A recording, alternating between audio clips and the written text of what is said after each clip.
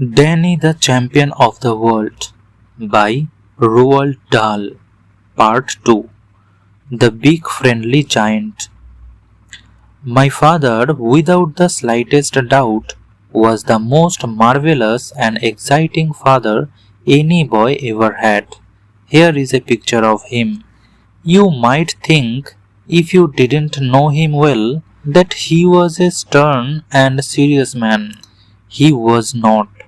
He was actually a widely funny person. What made him appear so serious was the fact that he never smiled with his mouth. He did it all with his eyes.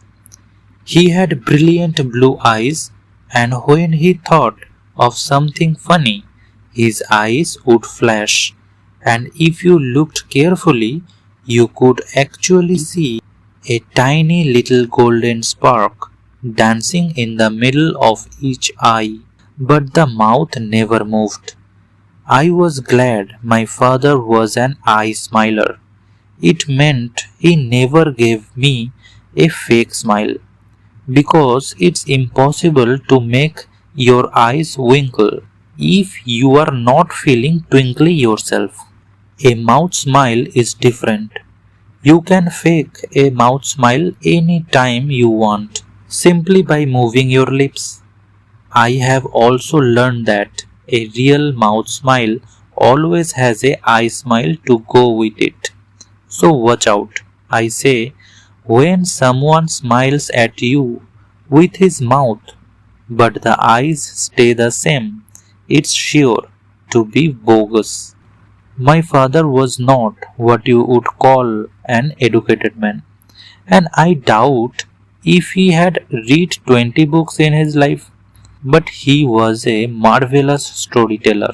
He used to make up a bedtime story for me every single night, and the best ones were turned into serials and went on for many nights running. One of them, which must have gone on for at least 50 nights, was about an enormous fellow called the Big Friendly Giant, or the BFG for short.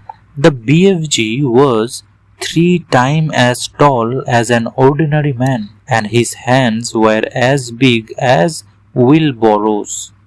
He lived in a vast underground cavern not far from our filling station, and he only came out into the open when it was dark. Inside the cavern, he had a powerful factory where he made more than a 100 different kinds of magic powder. Occasionally, as he told his stories, my father would stride up and down waving his arms and wiggling his fingers, but mostly he would sit close to me on the edge of my bunk and speak very softly. The Big Friendly Giant makes his magic powders out of the dreams that children dream when they are asleep, he said. How? I asked. Tell me how, Dad. Dreams, my love, are very mysterious things. They float around in the night air like little clouds, searching for sleeping people. Can you see them? I asked. Nobody can see them. Then how does the Big Friendly Giant catch them? Ah, my father said. That is the interesting part. A dream, you see, as it goes drifting through the night air, makes a tiny little buzzing, humming sound, a sound so soft and low it is impossible for ordinary people to hear it. But the BFG can hear it easily. His sense of hearing is absolutely fantastic. I loved the far intent look on my father's face when he was telling a story. His face was pale and still and distant, unconscious of everything around him.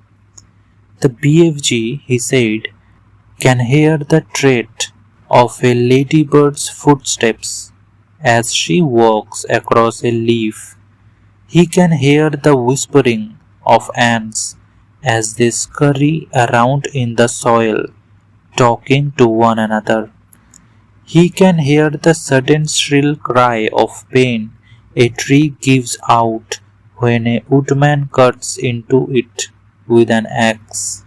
Oh, yes, my darling, there is a whole world of sound around us that we cannot hear because our ears are simply not sensitive enough.